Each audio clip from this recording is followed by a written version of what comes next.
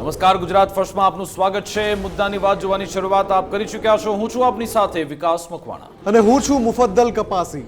Operation સિંદૂર, PM મોદીનો બદલો। જી, આજે આતંકવાદીઓ પહેલગામમાં આવ્યા અને કહ્યું હતું કે જાઓ, તમે મોદીને કહી દો જાઓ, મોદી કો બતા દેના। અને મોદીએ બતાવી દીધું છે કે આખરે ભારત દેશની શું તાકાત છે, આપણા સૈન્યની શું તાકાત છે। એટલા માટે જ આજે ગર્વથી કહી રહ્યા છીએ જય હિન્દ, જય ભારત, ભારત માતા કી જય, વંદે માતરમ। આજે દેશભરમાં આ નારા ગુંજ્યા, કારણ કે આપણી સેનાએ જે શૌર્ય બતાવ્યું, જે તાકાત બતાવી, જે ક્ષમતા બતાવી, એના કારણે આતંકિસ્તાન એ મૌલાના મુનીર, શાહબાઝ શરીફ, ખ્વાજા આસિફ તમામ થર કાપી રહ્યા છે। એમના નીચેથી જમીન ખસકી ગઈ। ન માત્ર એ લોકો, પરંતુ જૈશે મોહમ્મદનો સરગના, એનો આકા મૌલાના મસૂદ અઝહર કે જેના પરિવારના લોકોનો ખાત્મો બોલાવવામાં આવ્યો।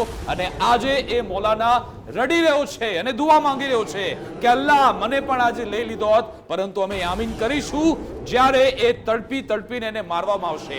આજે ભારતીય સેનાએ જે પરાક્રમ કર્યું ઓપરેશન સિંદૂર અંતર્ગત, પહેલીવાર એવું થયું છે ભારતીય સેના ન માત્ર પીઓકે પરંતુ પાકિસ્તાનમાં પણ ઘૂસી। પાકિસ્તાન અને પાકિસ્તાન ઓક્યુપાઈડ જમ્મુ એન્ડ કાશ્મીરમાં આપણે 4 સ્ટ્રાઇક કરી, પાકિસ્તાનમાં 5 સ્ટ્રાઇક કરી છે અને પાકિસ્તાનમાં 100 કિલોમીટર અંદર સુધી આપણે ઘૂસી ગયા હતા। અને એ પાકિસ્તાન આતંકિસ્તાનને આજે વિશ્વ સમક્ષ ઉગાડ્યું પાડ્યું છે કે ફરી એકવાર બતાવ્યું કે એ જ આતંકિસ્તાન છે જ્યાં અનેક તેના ટેરર લોન્ચ પેડ ચાલી રહ્યા છે, જેને ભારતે નેસ્ત નાબૂદ કર્યા। એ પછી જૈશે મોહમ્મદ હોય, લશ્કરે તૈયબા હોય કે હિઝબુલ મુજાહિદીન હોય, એક ઠેકાણાઓને પિન પોઈન્ટ એવા ટાર્ગેટ કર્યા કે જે મોટી ઇમારત જોવા મળતી હતી એ અત્યારે કબ્રસ્તાનમાં તબદીલ થઈ ગઈ છે, કાઠમાડમાં તબદીલ થઈ છે। ત્યાં લાશોના ઢગલા છે, તાબૂત પર તાબૂત એટલા માટે જોવા મળી રહ્યા છે કારણ કે એમણે ભારત સામે આંખ ઉઠાવવાની હિમાયત કરી હતી,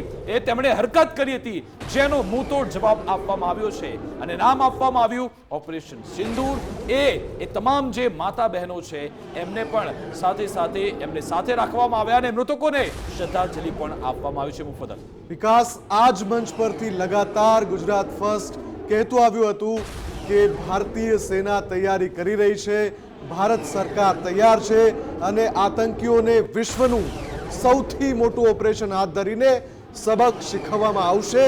આ મંચ પરથી વારંવાર રિપીટેડલી ગુજરાત ફર્સ્ટે કહ્યું હતું કે એક દિવસ જરૂર આવશે જ્યારે આ જ મંચ પરથી ચર્ચા કરતા હશું કેમ ઘરમાં ઘૂસીને માર્યા ને। અમે કહ્યું હતું વારંવાર કે હમ મારેંગે, जरूर मारेंगे, पर वो वक्त भी हमारा होगा और वो टारगेट भी हम तय करेंगे। એવું જ થયું છે। ભારતીય સેનાએ એ પરાક્રમ દેખાડ્યું। એ સમય આવી ગયો જ્યારે આ મંચ ઉપરથી ફરી એકવાર અમે ચર્ચા કરવા માટે ઉપસ્થિત છીએ અને દેશવાસીને ફરી એકવાર ભરોસો અપાવીએ છીએ કે ગુજરાત ફર્સ્ટ એ માધ્યમ છે જે હંમેશા એ અહેવાલો પ્રસારિત કરે છે જે રાષ્ટ્રીય હિતમાં હોય, દેશ હિતમાં હોય, દેશ માટે જેની જરૂરિયાત છે, દેશના નાગરિકો માટે જેની જરૂરિયાત છે। અને એટલે જ જ્યારે આજે ભારતીય સેનાએ પાકિસ્તાનમાં ઘૂસીને જે ઓપરેશન સિંદૂર કર્યું અને આતંકીઓના ઠેકાણા નેસ્ત નાબૂદ કરી દીધા, ત્યારે સૌથી પહેલા ગુજરાત ફર્સ્ટ જ હતું। વહેલી સવારે 2:30 વાગ્યાથી વિકાસ મકવાણા અને મુફદ્દલ કપાસી સતત લાઈવ હતા। સૌને ખબર છે દર્શકોને, અને આ આટલા કલાકો વીતી ગયા, 16 કલાક વીતી ગયા, અમે હજુ પણ ઊભા છીએ કેમ કે એક સૈનિક દેશની સરહદ પર લડી રહ્યા છે તો બીજા સૈનિક સ્ટુડિયોની અંદર, સ્ટુડિયોની બહાર, પીસીઆર ટીમમાં, મારા કેમેરાની પાછળ, ફિલ્ડમાં કેમેરામેન, અમારા રિપોર્ટર સતત એક મહેનત કરી રહ્યા છે કે એક પળ, આ ગૌરવવંતી પળનું કોઈ એક માહિતી, કોઈ એક અપડેટ, કોઈ એક ઇન્ફો ચૂકાઈ ના જાય, સતત એ આપના સુધી પહોંચાડી રહ્યા છે। અને અમને ભરોસો હતો દેશની સેના પર કે દેશ આ વખતે જરૂરથી એવો બદલો લેશે કે 7 પેઢી આ આતંકીઓની યાદ રાખે। અને એવું જ થયું છે। સૌથી પહેલા અત્યારના જે સૌથી મોટા સમાચાર છે, બઝર સાથે આપણે આજે જે બઝર છે એનો અવાજ વિકાસ પાકિસ્તાન સુધી અવાજ પહોંચી રહ્યો છે। ઓપરેશન સિંદૂર બ્રેકિંગ ન્યૂઝ. પાકિસ્તાનના આતંક સામે ભારતીય સેનાએ એવું આક્રમણ કર્યું કે એની પેઢીઓની પેઢી યાદ રાખવાની છે. જૈશે હોય, લશ્કરે તૈયબા, હિઝબુલ મુજાહિદીન, એમના જે હેડક્વાર્ટર છે એ નિસ્તનાબૂદ થયા છે અને આંકડો તમે જોઈ રહ્યા છો. મને તો લાગી રહ્યું છે આ 100 નથી, 1000નો આંકડો પણ હોઈ શકે છે. સત્તાવાર આંકડો આવનારા સમયમાં આવશે, પરંતુ અત્યારે વિગત મળી છે 100 કરતા વધારે આતંકવાદીઓની મોતને ઘાટ ઉતારવામાં આવ્યા અને જેમાં જૈશના, લશ્કરના, હિઝબુલના ટોપ કમાન્ડર્સ મોતને ઘાટ ઉતારવામાં આવ્યા અને ફક્ત 25 મિનિટમાં તમે કલ્પના કરો આપણી સેનાની ક્ષમતા, એની તાકાત, એના શૌર્ય પર. 1-5 ત્યાંથી રાફેલ, જગવાર, સુખોઈ 30, મિરાઝ બધા ઉડાન ભરે છે અને 40 મિનિટમાં ઓપરેશન પતાવીને આપણા ફાઇટર જેટ હેમખેમ પરત આવી જાય છે. તમામ સુરક્ષિત રીતે ઓપરેશન સિંદૂરને સક્સેસફુલ બનાવે છે. આતંકની 3 સૌથી મોટી ફેક્ટરી જૈશ મોહમ્મદ, લશ્કરે તૈયબા અને હિઝબુલ મુજાહિદ્દીનના અલગ અલગ 21 ઠેકાણા જેને ભારતીય સેનાએ લોકેટ કર્યા, એને પ્રિસાઇઝલી ટાર્ગેટ કરવામાં આવ્યા, કેમ કે ભારતીય સેનાનું આ ઓપરેશન આતંકની વિરુદ્ધ હતું, ન કોઈ સૈન્યની વિરુદ્ધ હતું, ન કોઈ દેશની વિરુદ્ધ હતું. ભારત સરકાર અને ભારતની સેના આતંકનો ખાત્મો બોલાવવા માટે આ યુદ્ધ છેડ્યું હતું અને એટલે જે પ્રિસાઇઝ ટાર્ગેટને લોકેટ કર્યા બાદ પિન પોઈન્ટ એટેક કર્યો. ભારતના રાફેલમાં જ્યારે મિસાઇલ લાગી અને મિસાઇલ એક પછી એક ટાર્ગેટ પર માત્ર 25 મિનિટના ગાળામાં જ્યારે એ જમીન પર ઉતરી તો થયું શું વિકાસ? લાશો બીછી ગઈ. બિલકુલ. આતંકીઓ જહન્નુમમાં પહોંચી ગયા અને એક પછી એક ઠેકાણાની જે તસવીરો આવી રહી છે એ તસવીરો પણ બતાવો. મુફદ્દલ મુરીદ કે હોય કે પછી મુઝફ્ફરાબાદ હોય કે પછી બહાવલપુર હોય, આ 3 જે જગ્યા છે ખૂબ જ મહત્વની હતી, કારણ કે અહીંયા જ હાફિઝ સઈદના તેના પરિવારના લોકો, બીજી બાજુ મૌલાના મસૂદ અઝહર છે એના પરિવારના લોકો, એમનો ખાત્મો બોલાવવામાં આવ્યો અને આ બધી એવી જગ્યા છે જ્યાં હેડલીએ ત્યાં ટ્રેનિંગ લીધી હતી, કસાબે ટ્રેનિંગ લીધી હતી.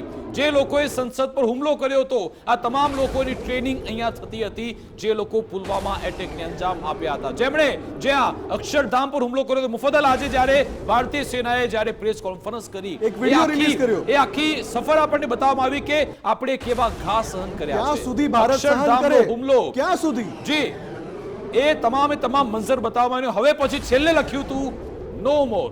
બિલકુલ, હવે એક પણ એવો આતંકવાદી હુમલો હવે સહન નહીં કરવામાં આવે, નહીં થાય, એ સીધો જ મેસેજ અને સંકેત આજે આપી દેવામાં આવ્યો અને એટલા માટે જ આ તમે જે વિઝ્યુઅલમાં જોઈ રહ્યા છો આ ગ્રાફિક્સ છે, પરંતુ ખરા અર્થમાં આ મંજર પાકિસ્તાનીઓએ, પાકિસ્તાની સેનાએ, એની સરકારે, એના નાગરિકોએ તેમ નરી આંખે જોયું છે અને આજની તારીખમાં પણ ફળફળ અત્યારે થઈ રહ્યા છે કે શું ખબર આજે રાત્રે વધુ એક પણ ઓપરેશન થઈ શકે છે અને જે ઇનપુટ્સ મળી રહ્યા છે કે ઓપરેશન સિંદૂર ઇઝ કન્ટિન્યુડ. હજી સુધી એ પૂરું થયું નથી, આગળ પણ ઓપરેશન ચાલી શકે છે. એટલા માટે જ ડરનો માહોલ છે, દહેશતનો માહોલ પાકિસ્તાનમાં છે.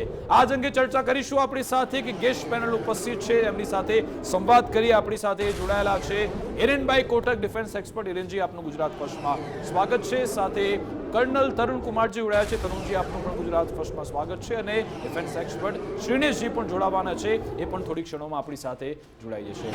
હિરેનજી, સૌપ્રથમ આપની પાસે આવવા માંગીશ. આપ ઘણા સમય બાદ આપણી સાથે જોડાયા છો ગુજરાત ફર્સ્ટમાં. આ ઓપરેશન સિંદૂર અંતર્ગત જે કાર્યવાહી થઈ એ વિશે આપનું રિએક્શન પહેલા. સૌપ્રથમ તો એ કહેવું જરૂરી છે કે અહીંયા આપણે માત્ર એક જ પ્રકારની જીત નથી મેળવી, 2 જીત મેળવી છે. ખાસ કરીને સ્ટ્રેટેજિક જે ડિફેન્સ કહેવાય, એ ડિફેન્સમાં આપણે સૌથી મોટું એક વસ્તુ જો એચીવ કરી હોય તો એ છે કે આપણે જે યુએનનું ચાર્ટર છે એને ફોલો કર્યું છે. સૌથી ઇમ્પોર્ટન્ટ પાર્ટ હતું કે આત્મરક્ષા કરવાની આપણી જવાબદારી છે અને એ આપણો એ અબાધિત હક છે. એ હકને આપણે બહુ સારી રીતે મેન્ટેન કર્યો છે અને સાથે સાથે આપણે ન તો કોઈ લશ્કરી થાણાઓ ઉપર કે ન તો કોઈ સિવિલિયન ફેસિલિટી ઉપર આપણે એટેક કર્યો છે. આપણે માત્ર ને માત્ર આતંકવાદને દૂર કરવા માટે તેની કોશિશ કરી છે. હવે અહીંયા દૂર કરવા માટેની કોશિશમાં આપણી જે સફળતા મળી છે એ ખરેખર સમગ્ર વિશ્વએ જોઈ છે. સામાન્ય રીતે ભૂતકાળના કોઈ પણ યુદ્ધોની વાત કરીએ કે વર્તમાનમાં પણ ચાલતા કોઈ યુદ્ધની વાત કરીએ તો ત્યાં 2 રાષ્ટ્રો વચ્ચે યુદ્ધ થતા હોય, પરંતુ અહીંયા એક રાષ્ટ્ર અને એક કબીલા વચ્ચે યુદ્ધ છે. પાકિસ્તાન એક કબીલો એટલા માટે હું એને કહું છું કે કબીલો એવો છે કે જ્યાં કબીલામાં રહેતા લોકોને ખાનાબદોશ કહેવાય. ખાનાબદોશનો અર્થ એ થાય કે પોતાના ખભા ઉપર એટલે કે કંધા ઉપર જે પ્રકારે પોતાનું ઘર લઈને ચાલતા હોય એ પ્રકારની સ્થિતિમાં, એટલી દયનીય સ્થિતિમાં ત્યાંના નાગરિકો છે, ત્યાંની હાલત એટલી ખરાબ છે. આપણે સતત આપણે ન્યૂઝ ગુજરાત ફર્સ્ટે બતાવ્યું છે.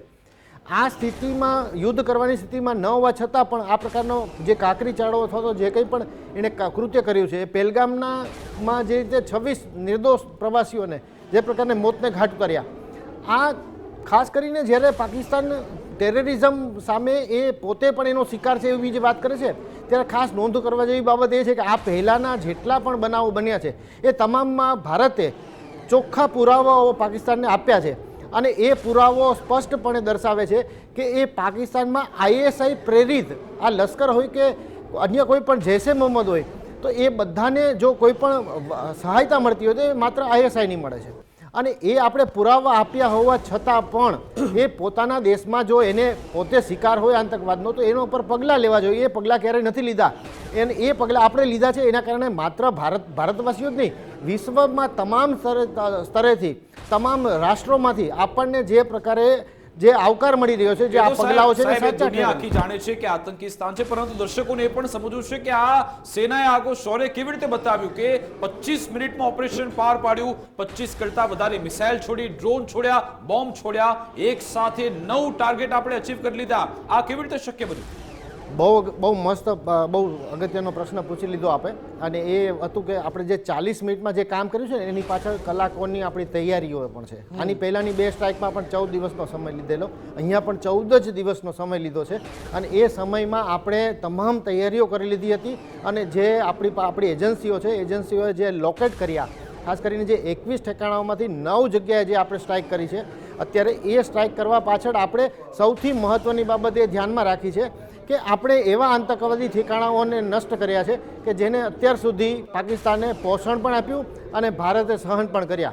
પરંતુ હવે એ ઠેકાણાઓ નષ્ટ થઈ જવાના કારણે માત્ર ભારતમાં જ નહીં, અન્ય દેશોમાં પણ ઘણી રાહત થશે. કારણ કે આતંકવાદ છે એનો વ્યવસાય બની ગયો હતો. અને એ વ્યવસાય બની ગયો હોવાના કારણે જ ક્યાંક ને ક્યાંક પાકિસ્તાન છે એ સતત આતંકવાદ પ્રેરિત રાષ્ટ્ર કહેવાતું હતું.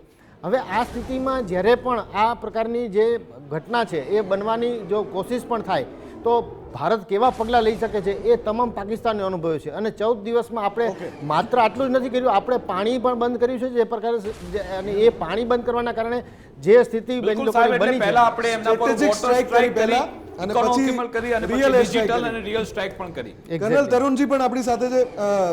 कर्नल, हमने इस मंच पर बहुत बार ये डिस्कशन किया क्योंकि आप रेगुलर आ रहे थे.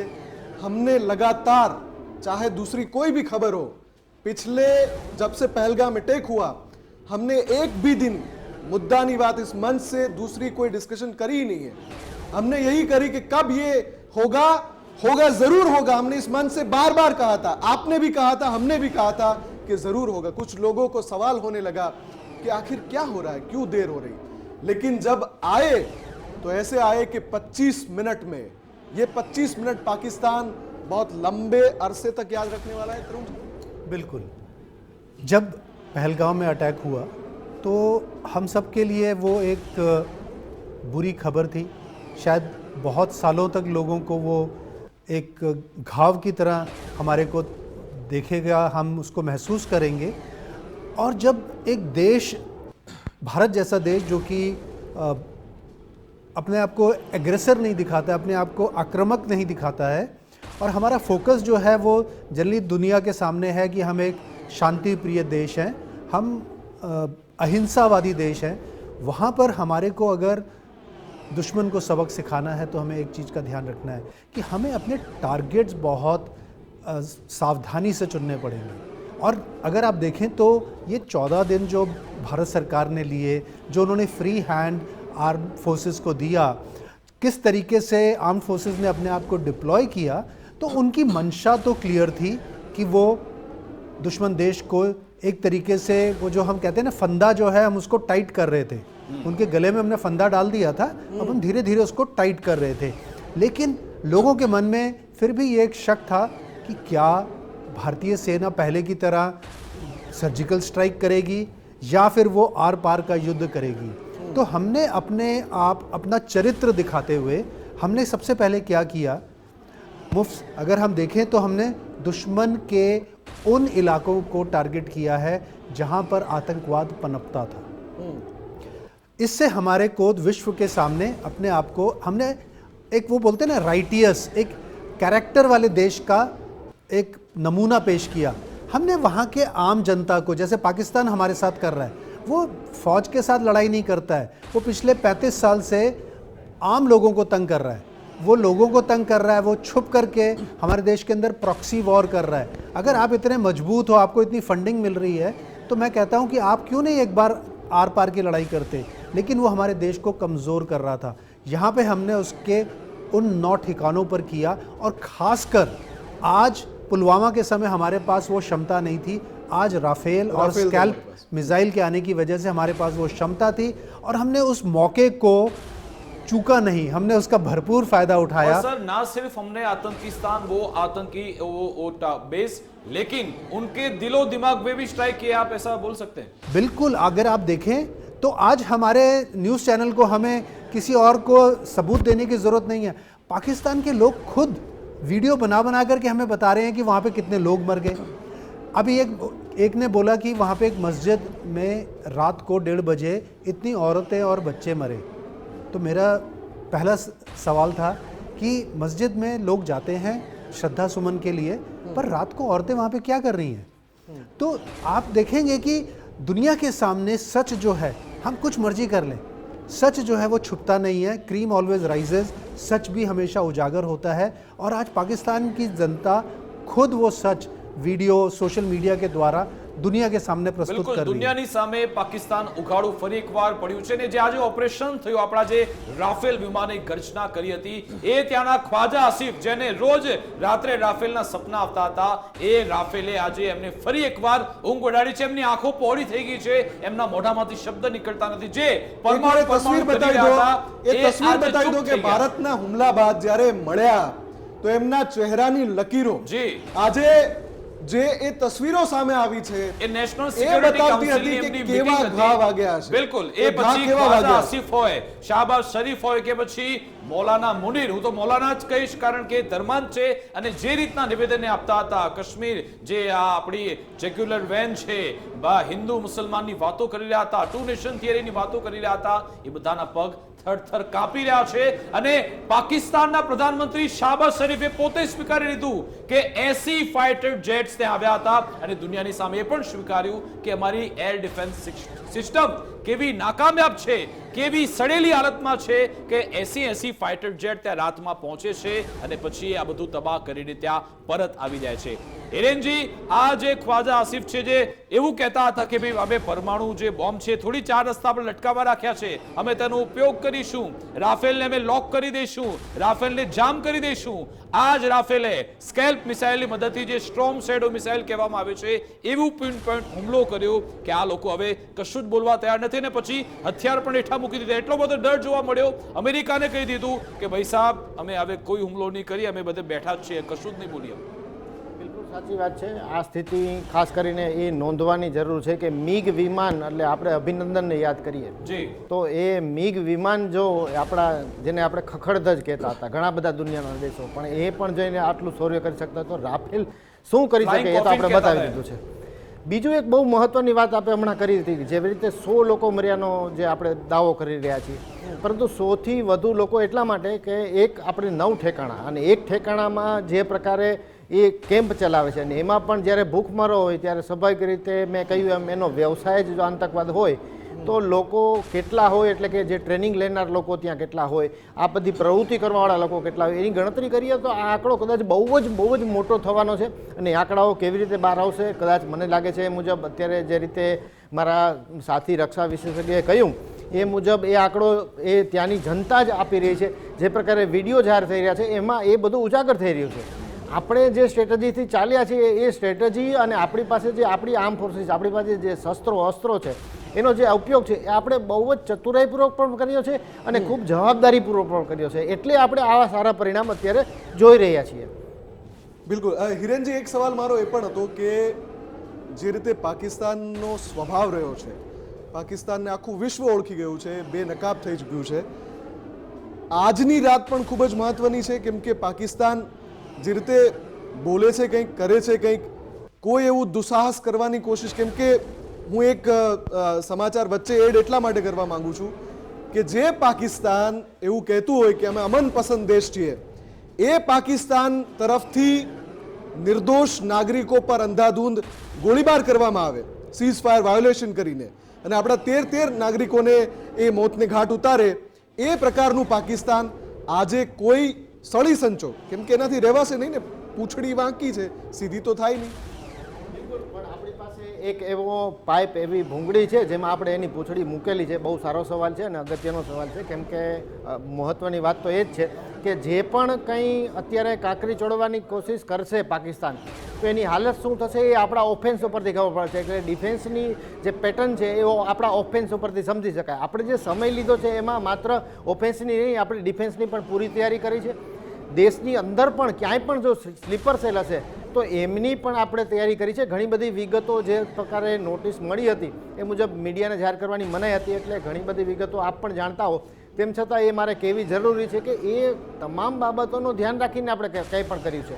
અને કદાચ જો આવું કોઈ પણ દુઃસાહસ કરે છે તો એમના વિમાનો છે એ આપણી સરહદ ઓળંગે ત્યાં જે જમીન દોસ્ત થાય છે એ આપણો ઇતિહાસ પણ રહ્યો છે અને આપણું વર્તમાનમાં પણ આ બાબત બહુ સ્પષ્ટ કરી છે. એક વિમાનને આપણે જમીન દોસ્ત થતું જોયું છે. એટલે આ પ્રકારનો કોઈ પણ કાંકરીચાળો કરવો એટલે કે ભારત સામે એ પ્રકારે દાત્યા કરવા કે ભારત છે એ એક ફૂલ ફ્લેજ વોર જાહેર કરી દે અને ભારતના ફૂલ ફ્લેજ વોર સામે 24 કલાકથી પણ વધુ સમય નથી કાઢી શકે એમ પાકિસ્તાન. એટલે પાકિસ્તાન આવું કોઈ દુઃસાહસ કરવાની સ્થિતિમાં છે જ નહીં. બિલકુલ મુફદ્દલ, આજે વિઝ્યુઅલ આવી ગયા છે જે બેઠક બાદના હતા. ગઈકાલે આઈએસઆઈની શરણમાં ગયા હતા અને પછી આજે બધા મૌલાના મુનીર, શાહબાઝ શરીફ આ બધા મળ્યા. ખ્વાજા આસિફ, તમે જુઓ પાકિસ્તાનના પ્રધાનમંત્રી કેવી હાલત થઈ ચૂકી છે, કેવી હાલત ટાઈટ થઈ છે. બધાના મોઢા ઉતરાલે છે કે આ શું થઈ ગયું, આખરે કેવી જમીન આપણી નીચેથી ખસકી ગઈ, એવો પ્રહાર થયો કે ક્યાંય આપણે મોઢું બતાવવા લાયક રહ્યા. જ્યારે હિરેનજીને સવાલ પૂછ્યો ત્યારે મેં કહ્યું કે પાકિસ્તાનના બે ચહેરા છે, બોલે કંઈક કરે કંઈક. આમ એમ કે અમન પસંદ, જેમ પહેલી પ્રેસ કોન્ફરન્સ કરીને કહ્યું હતું આ ખ્વાજા ઇશાક ડારે જ કહ્યું હતું કે પાકિસ્તાન અમન પસંદ દેશ છે. આ તસવીરો એમની મીટિંગના છે અને એ પછી જ્યારે સંસદના સત્રમાં જ્યારે શાહબાઝ શરીફ આવ્યા તો એમણે શું કહ્યું કે અમે તો જોરદાર જવાબ આપ્યો. આ લોકો આવ્યા હતા રાત્રે પણ અમે જોરદાર જવાબ આપ્યો. એમાં જ એમના જે રાણા સન્નાઉલ્લાહ છે, એમના જે આજે શાહબાઝ શરીફ છે, એમના સલાહકાર છે, ગૃહમંત્રી પણ રહી ચૂક્યા છે. આજે એમણે એવું કહ્યું કે અમે કોઈ હુમલો કરવા નથી માંગતા, અમને શાંતિ અમને ઈચ્છીએ છીએ. આ જે રાણા છે, અઠવાડિયા પહેલા જ એનું સ્ટેટમેન્ટ આવ્યું હતું ઈંટનો જવાબ પથ્થરથી આપીશું. અત્યારે એમના ખબર નહીં ઈંટ ક્યાં ગઈ, પથ્થર ક્યાં ગઈ, એકદમ ચૂપચાપ બેસી ગયા. એટલે કોઈ સંકલન જ નથી. ઇશાક ડાર એવું કહી દે કે અમે એવો જવાબ આપીશું, પરમાણુ રાષ્ટ્ર છીએ. પછી ખ્વાજા આસિફ આવે, એમના રેલ મંત્રી કહે કે અમારી જોડે 130 પરમાણુ બોમ્બ છે. રક્ષા મંત્રી આપવાના નિવેદન રેલ મંત્રી આપે. We want to end the conflict if India backs down. આ કોણ કે? ખ્વાજા આસિફ કે. એટલે ઇશાક ડાર આમ કે, ખ્વાજા આસિફ આમ કે, કોઈ સંકલન જ નથી, જે મનમાં આવે. એટલે બેબાકડા બની ગયા છે, એ આખી દુનિયા જોઈ રહી છે. અને ખ્વાજા આસિફે તો કીધું 30 વર્ષ સુધી ડર્ટી વર્ક કર્યું અમે અમેરિકા, બ્રિટન માટે. સ્વીકાર્યું છે, ઓન રેકોર્ડ. બિલાવલ ભુટ્ટો પણ એમાં સૂર પુરાવતા જોવા મળ્યા હતા. આ આતંકી સ્થાન અમેરિકાને પણ એમાં એણે ક્લચમાં લેવાનો પ્રયત્ન કર્યો હતો, પરંતુ આજે ડોનાલ્ડ ટ્રમ્પે કહી દીધું એ તો હોના ही था. જ્યારે આપણે રિએક્શન લીધું કે ભાઈ આમાં શું થવું જોઈએ, આપ શું કહેશો ભારતની આ જવાબી કાર્યવાહી પર, ડોનાલ્ડ ટ્રમ્પે કહ્યું એ તો હોના ही था, એ હોને વાલા ही था. જાણે કે અમેરિકાને ખબર જ હતી. અને આજે આપણા રક્ષા મંત્રી રાજનાથસિંહે પણ કહ્યું છે કે ભારતે જે જવાબ આપવાનો અધિકાર છે એનો ઉપયોગ કર્યો છે. અને અમે તો યુએનમાં જે કહેવામાં આવ્યું હતું, નિંદા કરવામાં આવી હતી કે ભારતનો જે અબાધિત અધિકાર છે એનો જ અમે ઉપયોગ કર્યો છે. પરંતુ सवाल तरुण जी ये है, क्या पाकिस्तान रिटेलिएट कर सकता है? क्या उसकी ऐसी औकात है? क्या ऐसी हिमायत कर सकता है, आपको लगता है? बिल्कुल, मैं तो इंतज़ार कर रहा हूँ. अगर पाकिस्तान, क्योंकि हमने अपना पहला दांव चल दिया है और पाकिस्तान के पास अब दो ही ऑप्शन है. उसने अपना पत्ते अपने कार्ड्स टेबल पे दिखा दिए हैं. उसने कहा कि हम यहीं पर चाहते हैं कि बात रफा दफा हो जाए, क्योंकि टेररिस्ट जो हमने ख़त्म किए वो पाकिस्तान के लिए सिर्फ एक इंस्ट्रूमेंट्स थे अराजकता फैलाने के लिए, भारत देश को कमज़ोर करने के लिए. उसका उनके साथ कोई इमोशनल अटैचमेंट नहीं था. वो उसके लिए एक पैसा कमाने का ज़रिया थे. पाकिस्तान कोई दूसरा ज़रिया ढूंढ लेगा पैसा कमाने का, विदेशी ताकतों से पैसा लेने का. इम्पॉर्टेंट चीज़ क्या है कि पाकिस्तान अगर आज अगर आप मेरे से पूछें तो मैं चाहता हूं कि पाकिस्तान रिटेलिएट करे, क्योंकि हमारे देश की सरजमीन के ऊपर पाकिस्तान किस चीज़ पे रिटेलिएट करेगा ये देखने वाली बात है। भारत के अंदर कोई टेररिस्ट कैंप नहीं है, भारत आतंकवादी गतिविधियों को सपोर्ट नहीं करता है। हमारे देश का ऐसा कोई कैरेक्टर या ऐसी कोई इंटेग्रिटी की बात नहीं है जहां पर वो हमारे को कह सके कि भारत हमारे देश या भारत दुनिया के अंदर आतंकवाद फैला रहा है। तो अल्टीमेटली पाकिस्तान के सामने ऑप्शंस क्या होंगे? वो या तो सिविलियन टारगेट्स को अटैक करेगा या फिर वो फौजी या स्ट्रेटेजिक इंस्टॉलेशंस को अटैक करेगा। अगर पाकिस्तान इनमें से कोई भी चीज़ करता है तो वो एक खुला निमंत्रण देगा भारत को, वो खुले हाथों से बोलेगा कि आइए और आप मुझ पर अटैक कीजिए। और as a strategist, defence strategist, मैं एक्सपेक्ट करूंगा कि पाकिस्तान ये कदम उठाए, क्योंकि तब मुझे छूट मिलती है कि मैं पाकिस्तान को नाप दूँ। जो हम इतने सालों से नहीं कर पाए वो काम करने की मुझे छूट मिलती है। शायद भारत के अंदर जो मेरे सीनियर्स हैं, जो मेरे साथी हैं, वो इसी चीज़ का इंतज़ार कर रहे हैं कि पाकिस्तान एक गलत कदम उठाए और फिर हम उसको ईंट का जवाब पत्थर से दें।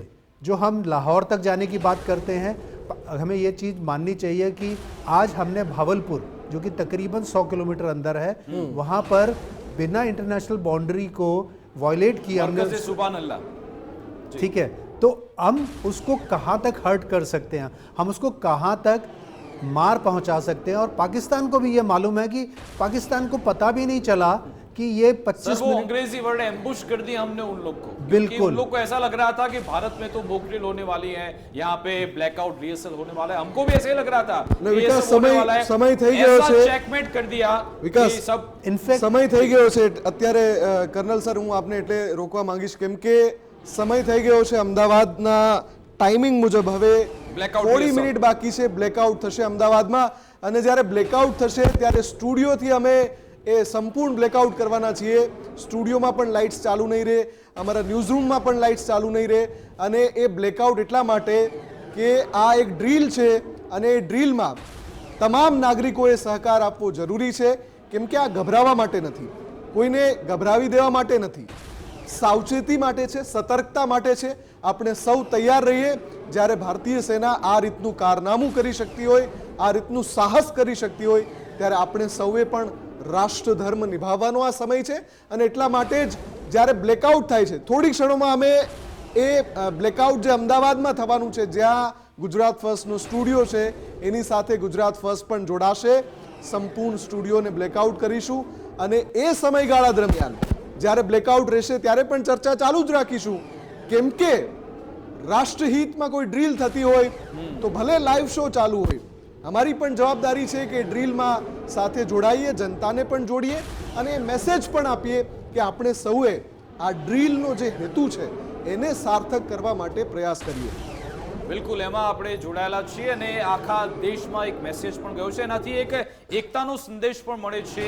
અને સાથે સાથે મારે એ વાત કરવી છે, આજે જ્યારે પ્રેસ કોન્ફરન્સ કરવામાં આવી, મુફદ્દલ આપણા વિદેશ સચિવ હોય કે પછી વિંગ કમાન્ડર હોય કે પછી કર્નલ સોફિયાજી, હિરેનજી, મારો સવાલ છે અચ્છા, જે જી। મારે પૂછવાનો હતો, પણ મને થયું કે સમય થઈ ગયો છે એટલે પહેલા બ્લેકઆઉટ લઈ લઈએ। હજી સુધી વિઝ્યુઅલ નથી કેટલી આવ્યા। વાર છે, મને એકવાર પીસીઆર કહી દો કેટલો સમય બાકી છે એક્ઝેક્ટલી બ્લેકઆઉટને, નહીતર અમે સવાલમાં હજી આગળ વાર વધીએ। છે, વાર છે। હજુ એક સવાલ થઈ શકે છે। તો વિકાસ, સવાલ મારે कर्नल सर आपने ज करવો अच्छा, હતો। बिल्कुल सर, आज हमने एक बेहतरीन चीज भी देखी और यही हमारी खासियत है, ऑपरेशन सिंदूर।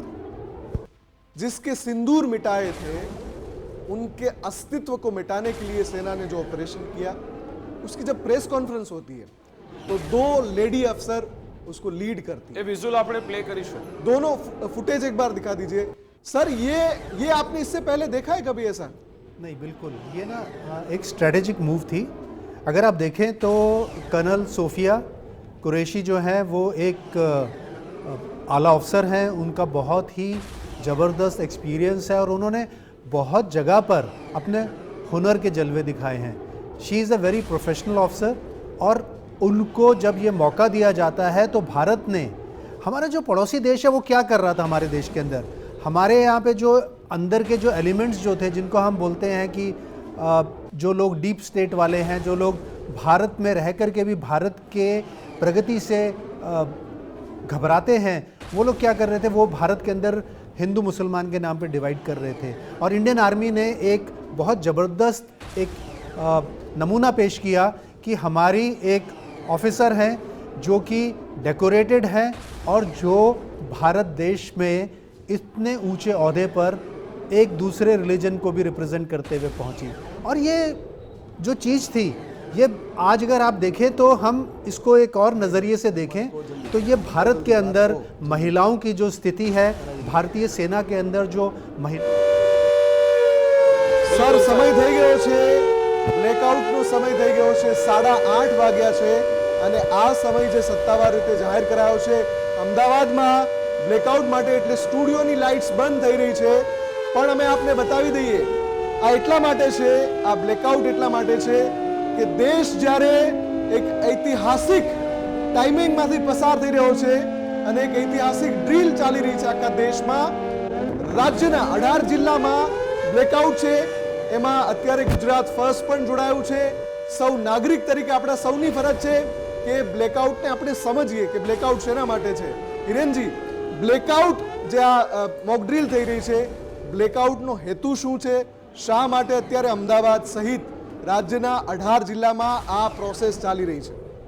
1962માં જ્યારે પાકિસ્તાન, ખાસ કરીને આપણે ચીન સાથેનું યુદ્ધ હતું, એ સમયે આપણે સિવિલ ડિફેન્સ એક સંસ્થાની સ્થાપના કરી અને એ સંસ્થા છે એ ઘણા વર્ષોથી આ પ્રકારની તાલીમ ઘણા લોકોને આપે છે અને સિવિલ ડિફેન્સના એ સભ્ય કહેવાય। મોક ડ્રીલ અને આ બ્લેકઆઉટ, મોક ડ્રીલનો એક ભાગ છે બ્લેકઆઉટ, અને બ્લેકઆઉટની સાથે સાથે આપણે નાગરિકોને યુદ્ધની કોઈપણ પરિસ્થિતિમાં એમને પોતાની સુરક્ષા કેવી રીતે કરવી અને બીજા અન્યો એમની સાથે જોડાયેલા લોકો અથવા એમની આસપાસના લોકોની સુરક્ષા પણ કેવી રીતે કરવી એ બતાવીએ છીએ। એમાં આપણે ખાસ કરીને એમને જ્યારે પણ યુદ્ધની સ્થિતિમાં કોઈને ઈજા પહોંચે તો એમનો બચાવ કેવી રીતે કરવો, પોતાનો બચાવ કેવી રીતે કરવો, આ ઉપરાંત ખાસ કરીને યાતાયાતની સ્થિતિ એટલે કે પરિવહનની સ્થિતિ, એ સ્થિતિને પણ કેવી રીતે મેન્ટેન કરવી, કારણ કે જે યુદ્ધની સ્થિતિ આવે, કોઈ જગ્યાએ કંઈ હુમલો થાય કે કોઈ પણ બોમ્બ પડે છે તો એવા સમયે લોકો કિયોસ્કમાં એટલે કે ભીડમાં આવી જતા હોય છે। એક પ્રકારનું એક સ્થિતિ એવી બને છે કે લોકો ભાગમભાગ કરી અને એક અનિયંત્રિત રીતે એ વ્યવસ્થાને ખોરવી નાખતા હોય છે, પરંતુ એ વ્યવસ્થા ખોરવાય નહીં એ માટે થઈને એમને એક ખાસ પ્રકારની તાલીમ આપવામાં આવે છે। બીજું, હવે જે પ્રકારની જે નવી યુદ્ધની પદ્ધતિઓ ઉમેરાઈ છે, 1971 વોર વખતે પણ આ બ્લેકઆઉટ થયેલો, એટલે કે આપણે જે મોક ડ્રીલ થયેલી, અને એ બાદ આપણે 62માં પણ એ પહેલાં આ થયેલો। હવે અહીંયા આપણે યાદ કરવાનું છે ન્યુક્લિયર વોરને, બાયોલોજિકલ વોરને, કેમિકલ વોરને અને સાયબર એટેકને પણ। આ બધા પાસાઓને આવરી લેતી જે પ્રકારની તાલીમ આપવાનું કામ ભારત સરકારે કર્યું છે, એટલે ગૃહ મંત્રાલય કર્યું છે, એ ખરેખર પોલિટિકલ વિલ પણ બતાવે છે, એટલે કે રાજકીય ઈચ્છા શક્તિ પણ બતાવે છે। તો આપણે તમામ રીતે તૈયાર છીએ, નાગરિકો પણ તૈયાર છે, એ બહુ મહત્વની બાબત છે। ઘણા બધા અમારા સંવાદદાતા પણ લાઈવ જોડાઈ ગયા છે, તસવીરો અમે આપને બતાવી રહ્યા છીએ અને જે દર્શકો હમણાં જોડાયા છે એમને જણાવી દઈએ કે આ અંધારપટ એટલા માટે છે કે આ બ્લેકઆઉટ છે, એના ભાગરૂપે ગુજરાત ફર્સ્ટ પણ એ બ્લેકઆઉટની મોક ડ્રીલમાં જોડાયું છે, એટલે તમે અમારા કોઈના ચહેરા નથી જોઈ શકતા કેમ કે સ્ટુડિયોમાં પણ બ્લેકઆઉટ છે અને અમારા સહયોગી પણ જોડાઈ ગયા છે। અર્પિત, ત્યાં કેવો માહોલ છે, બ્લેકઆઉટ થયું છે ત્યાં?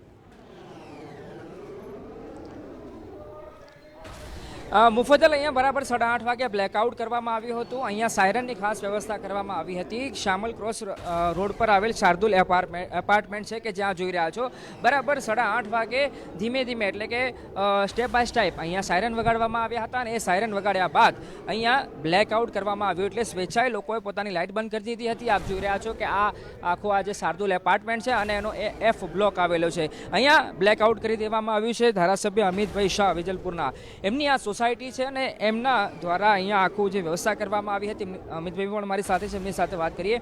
અમિતભાઈ, આજે જબરજસ્ત એક જવાબ આપવામાં આવ્યો પાકિસ્તાનને અને આયોજનબદ્ધ રીતે આખી જે જાહેરાત કરવામાં આવી હતી બ્લેકઆઉટની, આપણી સોસાયટીએ પણ ખૂબ સરસ રીતે એનું પાલન કર્યું છે। આજે જે રીતનો જવાબ પાકિસ્તાનને જોઈતો હતો એ રીતનો જવાબ નરેન્દ્રભાઈના નેતૃત્વમાં ભારતે પાકિસ્તાનને આપ્યો છે। એને હંમેશા ખબર હતી કે મોદીના નેતૃત્વમાં ભારત જે રીતે બદલાયું છે એ ઘરમાં ઘૂસીને મારશે, પણ છતાં પાકિસ્તાનની જે સ્પોન્સર્ડ ટેરરિઝમની પોલિસી છે, આ સ્પોન્સર્ડ ટેરરિઝમની પોલિસીથી એ પોતે બહાર નીકળી શકતું નથી અને આ એ આતંકવાદી રાષ્ટ્ર તરીકે આખું વિશ્વ જેને જાણે છે, પાકિસ્તાનને જે ભાષામાં જવાબની જરૂર હતી એ ભાષામાં જવાબ આપ્યો છે. અને અત્યારે જનતાને જે રીતે તૈયાર કરવાની છે કે કાલ ઉઠીને આ લડાઈ જો કદાચ લાંબી ચાલે અને પાકિસ્તાન એના છમકલામાંથી બહાર ના આવે તો એ ટાઈમે આપણા એક પણ નાગરિકની જાનહાની ના થાય, કારણ કે આપણો એક એક નાગરિક મહત્વનો છે. એ માટેની આ બધી જ તૈયારી છે. આખા દેશની અંદર આ મોક ડ્રીલ અને જો સ્વૈચ્છિક રીતે દૂર ખાલી આ જ સોસાયટી નહીં, તમે વચ્ચેથી કોઈ પણ સોસાયટી જોશો તો જનતાની જાગૃતિ એ હકીકતમાં અભિનંદનને પાત્ર છે. બિલકુલ, આ એકતા બતાવવામાં આવી રહી છે. કેવી એકતા આ દેશે બતાવી, ગુજરાત બતાવી રહ્યું છે. દેશના 200 કરતાં વધારે જિલ્લામાં આજે આ રિહર્સલ કરવામાં આવ્યું. રીમા, આપણા સંવાદદાતા જોડાયેલા છે, એમની સાથે પણ જઈશું. રીમા, આપ કયા વિસ્તારમાં ઉપસ્થિત છો ને ત્યાં ઝડપથી બતાવો આખરે શું સ્થિતિ?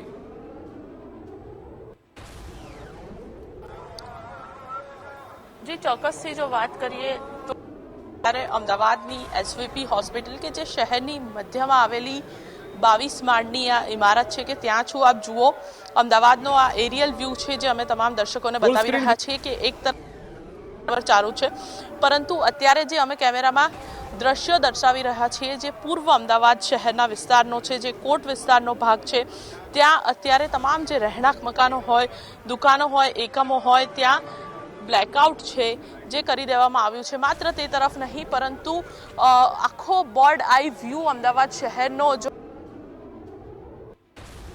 બિલકુલ, આ તમે ત્યાંના દ્રશ્યો જોઈ રહ્યા છો. અમારા સહયોગી રીમા એક હોસ્પિટલ પહોંચ્યા હતા એસવીપી, ત્યાં ઉપરથી બર્ડ આઈ વ્યૂ બતાવી રહ્યા છે અને દેશ કેવું એક થયું છે, કેવું આતંકવાદ સામે એક અવાજ ઉઠાવવામાં આવ્યો છે, એ તમે આ બ્લેકઆઉટ રિહર્સલથી જોઈ રહ્યા છો. તરુણજી, આપણે જે વાત કરી રહ્યા હતા કે આપણે જે ચેકમેટ કરી દીધા, પાકિસ્તાન એવું વિચારતું હતું કે દેશમાં અહીંયા તો રિહર્સલ થવાના છે, સાયરન વાગવાની છે, બ્લેકઆઉટ રિહર્સલ થશે, એની આડમાં આપણે કેવા અંદર ઘૂસી ગયા 100 કિલોમીટર સુધી, જે એમની પેઢીઓ યાદ રાખશે. તરુણજી, देखिए, ये ना एक सरकार का बड़ा ज़बरदस्त मास्टर स्ट्रोक था, और अगर मैं बोलूँ तो ये एक मिलिट्री विक्ट्री थी जहाँ पे हमने पाकिस्तान को सरप्राइज़ किया. अगर आप देखेंगे तो हम लोग खुद भी सरप्राइज़ हो गए थे, जो आम जनता थी, क्योंकि उनको लगा कि मॉक ड्रिल हो रही है, आने वाले दिनों के अंदर शायद कोई एक्शन होगा.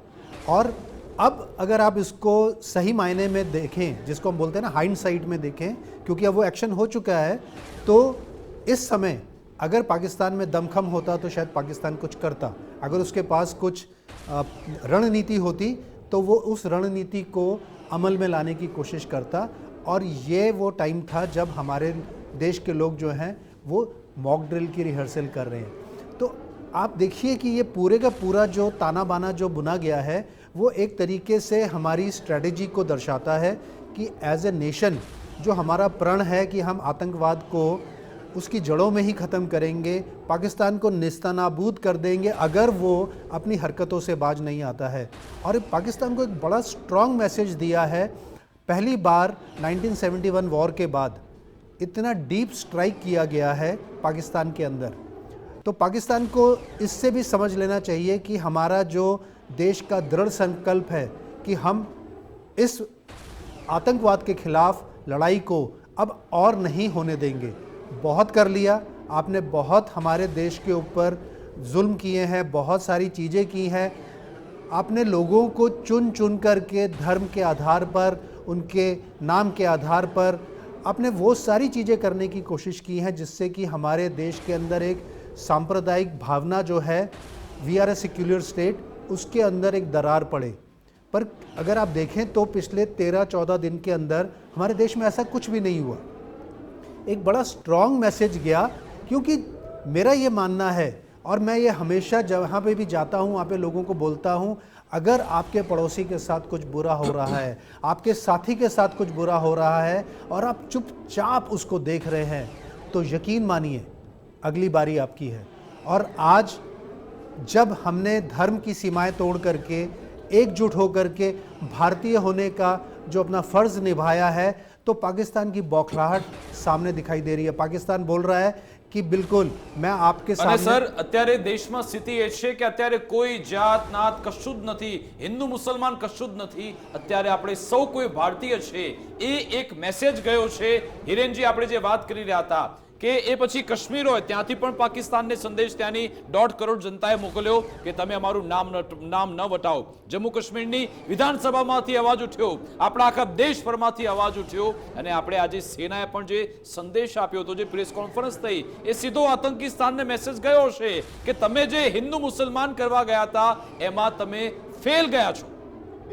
આપે બહુ જ સરસ મુદ્દો અત્યારે ઉપસાવ્યો છે અને ખાસ કરીને જરૂરી એ સમજવું છે કે જ્યારે પણ મેં વાત કરી છે પોલિટિકલ વિલ એટલે કે રાજકીય ઈચ્છાશક્તિ, તો એ રાજકીય ઈચ્છાશક્તિમાં પણ આપણે ત્યાંથી શરૂ કરીએ તો ભારતના જેટલા પણ રાજકીય પક્ષો છે એમણે સાથે મળીને પાકિસ્તાનને એક કડક સંદેશો આપ્યો છે કે અહીંયા કેન્દ્ર સરકાર જે કંઈ પણ ભારતની સેના પણ જે કંઈ પણ પગલાં લેશે એ પગલાંમાં અમારો સંપૂર્ણ સાથ સહકાર છે અને એ અનકન્ડિશનલ। આ બહુ મોટી બાબત છે। બીજું આપણે જે વાત કરી મુજબ જે અલગ અલગ સમુદાયોની જો વાત કરીએ, અલગ અલગ પંથોની વાત કરીએ, ધર્મોની વાત કરીએ તો બધાએ સાથે મળીને એમાં પણ જે આપણે ઉલ્લેખ કર્યો ને પેલો જે જમ્મુ કાશ્મીરવાળો એ બહુ અગત્યનો હતો એટલા માટે કે જમ્મુ કાશ્મીરની સ્થિતિ કલમ 370ના રદ થવા બાદ જે પ્રકારે સુધરી રહી હતી અને ત્યાંનું જે સૌથી મોટું જે બ્રેડ એન્ડ બટર કહેવાય અથવા તો લાઈફ બ્લડ આપણે જેને કહીએ એ હતું ટુરિઝમ। અને ટુરિઝમના કારણે આ જે કાશ્મીરના લોકો છે એ પોતાને હવે સમૃદ્ધ થવાની તરફ જતા જોઈ રહ્યા હતા અને એ સ્થિતિમાં એના પર જ કુઠારાઘાત કરવાનું જે કામ પાકિસ્તાન પ્રેરિત આતંકવાદીઓ કર્યું એના કારણે ખાસ કરીને એ તમામ જે રહેવાસીઓ છે ત્યાંના કાશ્મીરમાં એ લોકોએ કાશ્મીરી પંડિતોને પણ પાછા લાવવા માટે થઈને આહવાન કરેલું। આ સ્થિતિમાં જે કંઈ પણ બન્યું છે એના કારણે એ લોકો પણ સમજી ગયા છે કે આપણું ભલું શેમાં છે અને એના કારણે જ આજે કાશ્મીર જ નહીં સમગ્ર ભારતમાંથી એક જ સુર ઉઠી રહ્યો છે કે પાકિસ્તાનને હવે એક છેલ્લો ઘા મારવાની જરૂર છે અને એ કદાચ આ જ છેલ્લો ઘા હશે। જેવી રીતે અહીંયા મારા સાથી રક્ષા વિશ્લેષકજીએ કહ્યું એ મુજબ ખરેખર સ્થિતિ એવી જ છે કે હવે જો એ રિટેલિએટ કરવાની કોશિશ કરે છે, એમણે કહ્યું કે મારી ઈચ્છા છે કે રિટેલિએટ કરે અને એ રિટેલિએટ તો નથી કરવાનું આપણે સૌ જાણીએ છીએ, પરંતુ રિટેલિએટ કરવાની જો ગુસ્તાખી પણ કરે છે તો સમગ્ર વિશ્વનું જે ધ્યાન છે, મેં પહેલાં વાત કરી એ મુજબ જો યુએનનો ચાર્ટર મુજબ આપણે ફોલો કરીએ છીએ તો આપણે રિટેલિએટ કરવાનો આપણે રિટેલિએટ કર્યું છે એકચ્યુઅલી। તો એ રિટેલિએટ કર્યું છે એવા સંજોગોમાં જો એ પાકિસ્તાન કોઈ પણ પ્રકારનો કાંકરી ચાળો અથવા તો કોઈ પણ ગુસ્તાખી કરે છે તો એની સ્થિતિ એવી કફોડી બનવાની છે કે પાકિસ્તાન ખરેખર આપણે જે રીતે ઘણા બધા લોકો કહી રહ્યા છીએ જ્યારે પણ વાત નીકળે છે કે પાકિસ્તાન નામ નકશામાંથી ભૂસાઈ જાય સ્થિતિ દૂર નહીં રહે। બિલકુલ। અને આ જે આપણું જે ડિપાર્ટમેન્ટ છે સ્ટેટ ઇમરજન્સી ઓપરેશન સેન્ટર, ત્યાંના દ્રશ્યો, ત્યાં પણ આ બ્લેકઆઉટનું રિહર્સલ એક્સરસાઇઝને તેનું ઇમ્પ્લિમેન્ટેશન થઈ રહ્યું છે। આ બેઠકના ત્યાંના વિઝ્યુઅલ છે કે જ્યાં સંપૂર્ણપણે બ્લેકઆઉટ કરવામાં આવ્યું છે। ન માત્ર આ વિસ્તાર પરંતુ ગુજરાતના એવા 18 એવા આઈડેન્ટિફાઈ એરિયા છે જ્યાં બ્લેકઆઉટનું રિહર્સલ થઈ રહ્યું છે। લગભગ અડધો કલાક સુધી આ રિહર્સલ થવાનું છે। એના આ દ્રશ્યો તમે ગાંધીનગરથી જોઈ રહ્યા છો અને ગઈકાલે આપણા એનએસજી ચેતક કમાન્ડો એમણે પણ ગાંધીનગર જે સચિવાલય મેટ્રો સ્ટેશન છે ત્યાં પણ એક મોક ડ્રીલ કરી હતી। કેવી મોક ડ્રીલ હતી કે અહીંયા આતંકવાદી ઘૂસી આવ્યા છે, એ આતંકવાદીઓને ત્યાંથી કેવી રીતે બહાર કાઢવા, મુસાફરોને સુરક્ષિત કેવી રીતે બહાર નીકાળવા એ માટે પણ એક ડ્રીલ કરવામાં આવી હતી। અલગ અલગ આ બધી એક્સરસાઇઝ થઈ રહી છે, પરંતુ આપણે ચર્ચામાં આગળ વધીએ। તરુણજી, મારો સવાલ એ છે કે જે મૌલાના મસૂદ અઝહર આજે રડવા લાગ્યો, એવો બિલબિલાયો કે યા અલ્લાહ મુझे भी साथ ले लेता तो अच्छा होता। કેમ ભાઈ, તમે જ્યારે લોકોને તેના પર તમે મારો છો, તેના લોકો પરેશાન થાય છે, લોકો રડે છે ત્યારે તમે ખુશ થાઓ છો। આજે તમારા પરિવારના જ્યારે 14 લોકો માર્યા ગયા ત્યારે એમ કહો છો કે હું પણ આમાં જતો રહ્યો તો સારું હતું, હવે તમને રડવું આવે છે?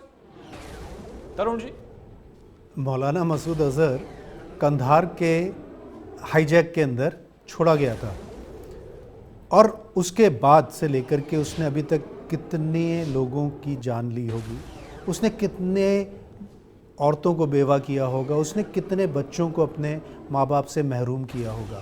उसको इन सब कार्रवाइयों का हिसाब तो चुकाना था और आज उसके सामने भी वही हुआ कि उसके परिवार के, उसके अपने सगे भाई बहन इस पर्टिकुलर अटैक के अंदर मारे गए हैं, उसके जो सपोर्ट स्टाफ थे वो मारे गए हैं।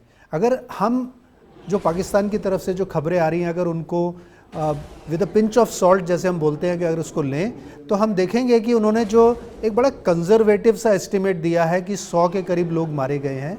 जिस प्रकार का असला बारूद पाकिस्तान के अंदर इन 9 ठिकानों के लिए इस्तेमाल किया गया था, मुझे यकीन है कि जो कैजुअल्टी रेट है वो इससे कहीं ज़्यादा है। बट क्योंकि अब पाकिस्तान के सामने एक्सेप्ट करने के अलावा और कोई चारा नहीं है, तो उसने अपनी कुछ फिगर्स हैं जो कि कम करके दिखाई हैं कि ये अटैक जो था उतना इफ़ेक्टिव नहीं हुआ।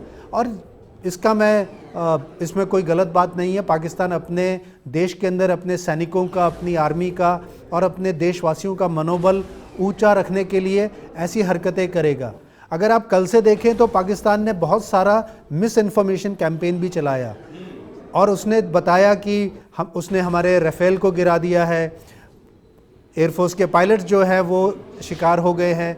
और आप मान सकते हैं कि आज के इस इंफॉर्मेशन वॉरफेयर के अंदर अगर एक हवाई जहाज वापस नहीं आएगा तो हमारे देश में उसको किसी को पता नहीं लगेगा।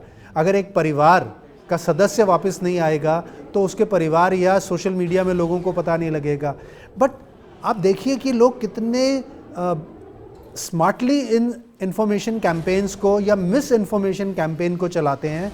और हम सबको एज भारतीय नागरिक या रिस्पॉन्सिबल सिटीज़न होने के नाते इन सब चीज़ों के खिलाफ ना सिर्फ अपने आप को अलर्ट रखना है और कोशिश करनी है कि हम इनको बढ़ावा भी ना दें।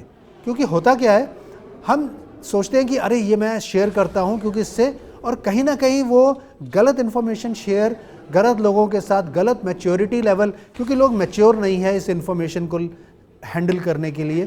तो ये सारी की सारी चीज़ें जो होती हैं एक साथ चल रही होती हैं।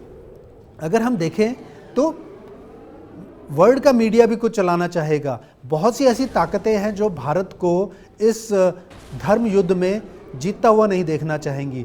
वो चाहेंगी कि भारत किसी तरीके से युद्ध में लिप्त हो जाए, वो एक ऐसे स्टेज पे आ जाए जहाँ पर भारत के लिए इस युद्ध से बाहर निकलना मुश्किल हो जाए। भारत जो एक आर्थिक ताकत बनने जा रहा है वो कहीं ना कहीं उसमें पिछड़ जाए। 10-20 साल भी पीछे निकल गया तो वो हमारे सामने फिर कटोरा लेकर के आएगा। भारत ने पिछले 14 सालों के अंदर या 13 से 14 सालों के अंदर अपने आप को इस लेवल पे पहुंचाया है कि आज वो दुनिया के सामने एक स्ट्रॉन्ग कंटेंडर बन के खड़ा हुआ है। भारत की जो गिनती होती है वो दुनिया के टॉप 10 इकोनॉमिकली स्ट्रॉन्ग नेशंस में होती है। भारत ने धीरे धीरे अपनी स्टैच्यू को 5वें स्थान से और अब 3रे स्थान पे लाने में लगा हुआ है। हमारा जो फॉरेन एक्सचेंज है वो कितने ज़बरदस्त तरीके से बढ़ रहा है। इन सब चीज़ों को कौन नहीं चाहेगा कि भारत वापस एक डेवलपिंग नेशन या एक पिछड़ा हुआ देश, जिसको हम बोलते थे ना स्नेक चार्मर वाला देश, कि यहाँ पे तो लोग सिर्फ कपड़े पहन के घूमते हैं और सांपों के साथ खेलते हैं। नहीं, हमने दुनिया को ज़ीरो भी दिया है और आज हमने दुनिया को दिखाया कि हमने लोगों के सामने ભારત को एक हीरो बनकर સર આ બધામાં આપણે એ પોલિટિકલ વિંગની પ્રશંસા પણ કરી, આપણે એ સૈન્ય વિંગની પણ પ્રશંસા કરી। હિરેનજી, આપણી જે ડિપ્લોમેટ વિંગ છે એને પણ દાદ આપવી પડે, એની પણ પ્રશંસા એટલા માટે કરવી પડે કારણ કે જ્યારે આટલા મોટો ઓપરેશન થતા હોય, ઘણા બધા દેશોને લૂપમાં લેવામાં આવતા હોય છે, કોન્ફિડન્સમાં લેવામાં આવતા હોય છે અને ભારતની સાથે રહે, ભારતને સમર્થન આપે એ માટેના કેવા પ્રયત્નો થયા। ન માત્ર આજે મુફદ્દલ પરંતુ 22 તારીખથી આ બધા પ્રયત્નો ચાલી રહ્યા છે અને એનું પરિણામ છે કે આજે એક પણ દેશ ભારતની સામે નથી, બધા સાથે છે। એર સ્ટ્રાઇક થઈ પછી શું થયું? 4 મોટા રાષ્ટ્રો અમેરિકા, રશિયા, ફ્રાન્સ બધા એક જ સૂરમાં કહ્યું કે ભારત પાસે અધિકાર છે, રાઇટ ટુ રિસ્પોન્ડ, અને એ જ સૂરમાં બધાની વાત હતી। કોઈ એવું ના કહ્યું કે વધારે એસ્કેલેટ ના કરો અને ડી એસ્કેલેટ કરો, સૌએ કહ્યું કે આ ભારતનો અધિકાર હતો। જી, એટલે એને દાદ આપવી પડે હિરેનજી। બિલકુલ સાચી વાત છે, કેમ કે વિશ્વના કોઈ પણ દેશ છે એ પોતાના દેશનું જ હિત ઈચ્છતા હોય અને સ્વાભાવિક રીતે એટલો એવો સ્વાર્થ હોય એ સ્વાભાવિક છે। પરંતુ ભારત એકમાત્ર એવો દેશ છે જે વિશ્વ બંધુત્વની વાત પણ કરે છે અને સાથે સાથે વિશ્વ સાથે એ જ છાતી કાઢીને ઊભું રહે છે અને હંમેશા જ્યારે પણ કોઈ પણ પ્રશ્ન આવે છે તો વિશ્વના અનેક દેશો સાથે થઈને, એટલે ઘણા બધા દેશ એવા છે કે જ્યાં કદાચ ભારતના કોઈ સર્વોચ્ચ વડાઓ ગયા જ ના હોય અને એવી ખરાબ સ્થિતિ આપણે કોરોના કાળમાં જોઈ છે, તો ત્યારે પણ આપણે એવા નાના નાના રાષ્ટ્રોને પણ નાના ન ગણીને મદદ કરી અને એના એક પ્રકારના જે ભાવની એમને જે પ્રસ્તુતિ કરી એ પણ આપણે જોયું છે। હવે આપણે ખાસ કરીને જે સમૃદ્ધ દેશોની વાત કરીએ અથવા તો વિકસિત દેશોની વાત કરીએ તો એ વિકસિત દેશો સાથે પણ આપણા જે સંબંધો છે એ માત્ર ને માત્ર આપણે સૈન્ય સંબંધો અથવા તો એ કોઈ સારા સ્વભાવના છે એટલે આપણા માટે સારું બોલે છે એવું નથી હોતું. આપણે એમની સાથેના જે ડિપ્લોમેટિક રિલેશન છે જે તમે વાત કરી એ સૌથી અગત્યના હોય છે અને આપણી ભારતની ડિપ્લોમેટિક સ્ટ્રેન્થ છે એ છેલ્લા ઘણા વર્ષોમાં ખૂબ જ વધી છે અને એ ખૂબ વધી હોવાનું કારણ પણ એ છે કે આપણે એ જ રીતે સ્ટ્રેટેજિકલી એમની સાથે ડીલ કરીએ છીએ. જ્યારે પણ કોઈ અર્થતંત્રની વાત આવશે કે આપણે સૈન્ય સમજૂતીઓની વાત આવશે તો આપણે સાથે જ્યારે યુદ્ધ અભ્યાસ કરીએ છીએ ત્યારે આપણે ઘણા બધા દ્રશ્યો જોતા હોય છે કે નૌસેનામાં યુદ્ધ અભ્યાસ સાથે થતો હોય છે, એવી રીતે વાયુસેના યુદ્ધ અભ્યાસ સાથે કરે છે. તો જે યુદ્ધ અભ્યાસ થતા હોય છે એ એક યા બીજી રીતે અન્ય રાષ્ટ્રો સાથે જોડાવાની પણ બાબત છે. આપણે આપણું સ્થાન વિશ્વમાં એટલું મજબૂત કરી શક્યા છીએ કે જેના કારણે આપણે જ્યારે પણ આ પ્રકારની કોઈ પણ સ્થિતિ આવે છે તો વિશ્વ છે એ આપણી સામું કઈ રીતે જોવે છે એ સૌથી અગત્યની બાબત છે. અને હવે સમય પૂરો થવા પર છે એટલે સૌથી અગત્યનો એક મુદ્દો પણ ચર્ચા કરી લઈએ કે એક ફૂટેજ સામે આવે છે. ફૂટેજ એ છે કે નમાઝે જનાઝા, આ જે નમાઝ પઢાય છે એ નમાઝમાં પાકિસ્તાની સેનાના અધિકારી પણ હોય છે, ત્યાંના નેતાઓ પણ હોય છે અને વોન્ટેડ આતંકી જે વોન્ટેડ જાહેર થયેલો છે એ આતંકી પણ ત્યાં હાજર છે. એકવાર એ દ્રશ્યો સ્ક્રીન પર દેખાડજો કે કઈ રીતે આ જે આતંકીઓને નેસ્ત નાબૂદ કર્યા પછી જ્યારે એની જનાજાની નમાज पढ़ाती थी तो आप બધા पहुंची गया. तरुण जी, मैं आपसे ये पूछना चाहूंगा कि ये लोग बार बार कहते हैं कि हमारा आतंक से कोई नाता नहीं और जब हम आतंकी को खत्म करते हैं तो वहां पर आ जाते, सारे आ जाते, आईएसआई भी आ जाता है, अफसर भी थे वहां पर, वर्दी में थे, अपना राष्ट्रध्वज भी वहां पर बिछा दिया उनके ऊपर और वो जो वांटेड आतंकी है वो भी वहां पर मौजूद था. बिल्कुल, देखिए ये हमने बार बार दुनिया के सामने प्रूफ दिए, लेकिन किसी न किसी तरीके से पाकिस्तान हमेशा इन सब चीज़ों से बचता निकल गया. उस समय सोशल मीडिया का प्रचलन नहीं था, उस समय लोग हाथों में मोबाइल लेकर के नहीं चलते थे. जो हम डॉक्यूमेंट्स या जो हम प्रूफ दुनिया के सामने रखते थे पाकिस्तान सीधे उनसे पलट जाता था. आज उन्हीं के लोगों ने ये वीडियोस बना करके दुनिया के सामने प्रस्तुत किया, जहाँ पे हमने देखा कि पाकिस्तान का किस लेवल तक का इन्वॉल्वमेंट है. पाकिस्तान के सेना का इन्वॉल्वमेंट है, पाकिस्तान की आईएसआई का इन्वॉल्वमेंट है, पाकिस्तान की पुलिस का इन्वॉल्वमेंट है और ये सारे लोग मिल कर के इन टेररिस्टों को पैदा करते हैं और जब वो मरते हैं तो उनको राजकीय सम्मान के साथ उनको लास्ट राइट्स में उनके जाते हैं. तो अगर आप देखेंगे तो ये पाकिस्तान की फितरत में है कि वो उनके मकसद को आगे बढ़ाने के लिए पाकिस्तान, जैसे मैं हमेशा बोलता आया हूँ, क्योंकि उसके पास ना दमखम था ना उसके पास वो औकात थी कि वो हमारे साथ लड़े, तो उसने क्या तरीका इख्तियार किया, उसने तरीका इख्तियार किया छुप करके वार करने का, आड़ में बैठ करके वार करने का, और उसने उसी को प्रॉक्सी वॉर के तौर पर इस्तेमाल किया और इतने साल तक वो हमारे देश को ब्लीड करता रहा. मतलब कहीं ना कहीं घाव दे करके हम उसके ऊपर पट्टी लगाते रहे, हम उसको बोलते रहे कि यार मत करो मत करो, वो सुनता नहीं था. और फिर वो जब भी मौका मिलता था तो गलत फोरम पे जा कर के कभी कश्मीर का मुद्दा उठाएगा, कभी कोई मुद्दा उठाएगा और भारत को एक तरीके से वो इस तरीके से दिखाता था जैसे कि भारत एक पर्टिकुलर रिलीजन के खिलाफ उनको दबा रहा है, उनके साथ अन्याय कर रहा है. आज आप देखिए कि पाकिस्तान के अंदर जब ये कांड हुआ पहलगाम वाला, तो काफ़ी सारे कश्मीरियों ने इसके खिलाफ आवाज़ उठाई, क्योंकि वो भी परेशान हो चुके हैं. रिलीजन अपनी जगह पर है, पाकिस्तान के साथ या पाकिस्तान को सपोर्ट करना अपनी जगह पर है, एक झंडे के नीचे आना एक अपनी जगह पर है, लेकिन अमन चैन उसकी एक बहुत बड़ी उन्होंने कीमत चुकाई है.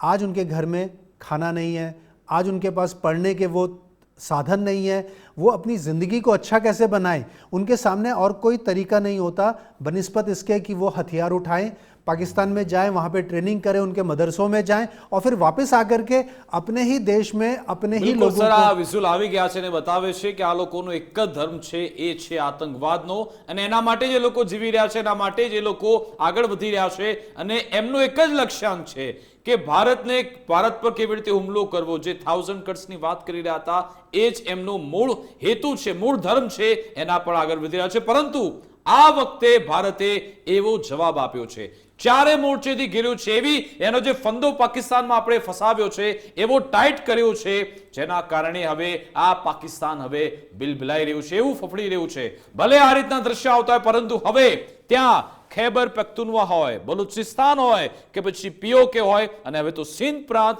ત્યાંથી પણ અવાજ ઉઠી રહ્યો છે. અને એ દિવસો દૂર નથી જ્યારે પાકિસ્તાનના 4 ટુકડા થાય તો નવાય નહીં. लेकिन प्रोफेसर माफ करजो कर्नल तरुण जी, ये ऑपरेशन सिंदूर हुआ, उसकी जो इंटेंसिटी थी क्या और एग्रेसिव होनी चाहिए थी? आपका क्या कहना है? क्या ये दिल मांगे मोर ऐसा आपको लग रहा है? नहीं, बिल्कुल, पर हमें लालची नहीं होना चाहिए.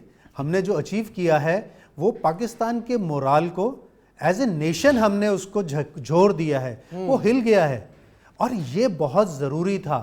पाकिस्तान सोच रहा था कि भारत उसको ऐसे ही गीदड़ भभकी दे रहा है, हमेशा वो बोलता आया है, पर उसके अंदर एक रिजॉल्व नहीं है, उसके अंदर वो हिम्मत नहीं है कि वो इस चीज़ को इतनी जल्दी करेगा. पर जिस तरीके से हमने उसके ऊपर ये धावा बोला है, उसके ऊपर जो ये अटैक किया है, पाकिस्तान की पूरी जो व्यवस्था है वो हिल गई है.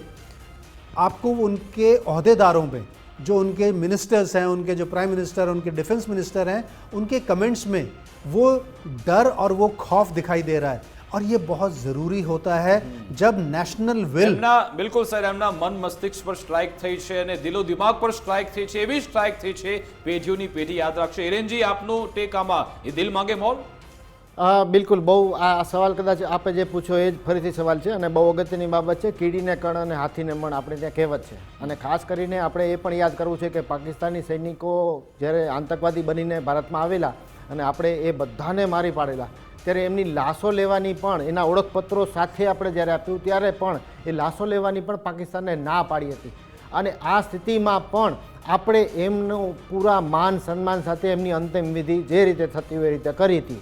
આ વિશ્વએ જોયું હતું, એટલે વિશ્વ આજે આપણે સાથ આપી રહ્યું છે. એવી જ રીતે આજે જે સ્ટ્રાઇક થઈ છે એ મુજબ એ જે સ્ટ્રાઇકો કરી છે એ જ્યાં જ્યાં આતંકવાદી થાણાઓ હતા, અને જે આતંકવાદી થાણાઓએ આપણા ભારતમાં પહેલગામમાં હુમલો કર્યો, અને આ સિવાય પણ જ્યાં જ્યાં પણ હુમલા કર્યા છે, પહેલગામના પણ એમાં ખાસ કરીને એ દોષિતો હતા, એ બધાને આપણે નેસ્તનાબૂદ કર્યા. પરંતુ આપણે સિવિલિયન ફેસિલિટી ઉપર એટેક નથી કર્યો અને એ મિલિટરી ફેસિલિટી ઉપર એટેક નથી કર્યો. એ વિશ્વ જોઈ રહ્યું છે, એટલે વિશ્વનો આપણને સાથ છે. માટે આપણે જેટલી જરૂર છે એટલું કર્યું છે. પણ જ્યારે જ્યારે પાકિસ્તાન એવા શબ્દો વાપરે છે અથવા એવું કહે છે, ત્યાંથી ટીવી ઉપરથી ઘણા બધા એના નેતાઓ બોલતા હોય છે અને એ વાત કરતા હોય છે કે પાકિસ્તાન પાસે પણ ઘણી શક્તિઓ છે, ન્યુક્લિયર પાવર છે, કંઈક છે, અમે પણ જો ભારત કોઈ પણ અવરચંડાઈ કરશે તો અમે આમ કરીશું, તેમ કરીશું. એના માટે પાકિસ્તાનના જે એક શાયરનો શેર બહુ કહેવો જરૂરી છે કે એ આ શેર છે એ એમના જ બધા એવા જે ગુસ્તાખી કરતા તમામ નેતાઓ માટે છે કે ક્યું ઇતરાતા હૈ અપની તાકત પે એ હકીક કીડે, तेरे जैसे लाखों दफन है इस वक्त की गोद में. આ ભારતનો મેસેજ છે તમામ પાકિસ્તાનીઓ માટે કે જે વિશ્વનું બુરું ઈચ્છે છે. બિલકુલ, ભારતની સાથે આખું વિશ્વ ઊભું છે, ફક્ત પાકિસ્તાન આખું અલગ થલગ થઈ ગયું છે અને એના ટુકડા પણ થવાના છે, એ પણ નક્કી છે. હિરેનજી અને તરુણજી, સમયના અભાવના કારણે આપણે આ ચર્ચા પર પૂર્ણ વિરામ મૂક્યો છે. આપે સમય ફાળવ્યો, અમારી સાથે જોડાયા તે બદલ આપનો ખૂબ ખૂબ આભાર. તો ઓપરેશન સિંદૂર, પીએમ મોદીએ બદલો લઈ લીધો છે અને એ શ્રદ્ધાંજલિ પણ મૃતકોને આપવામાં આવી. પરંતુ સવાલ એ છે કે હવે આ આતંકિસ્તાન સંપૂર્ણપણે ક્યારે નષ્ટ થશે? કારણ કે આજે ઇન્ટેલ એ પણ મળ્યા છે, અભી પિક્ચર બાકી હે. તમને ખબર હશે મેસેજ આજે કોણે આપ્યો છે એના પર. શું આગળ આ શું કોઈ ટ્રેલર હતું કે ટીઝર હતું? હજુ પણ કોઈ પિક્ચર આવવાનું બાકી છે કે કેમ? એના પર પણ નજર હશે. ફરી એકવાર જય હિન્દ, જય ભારત.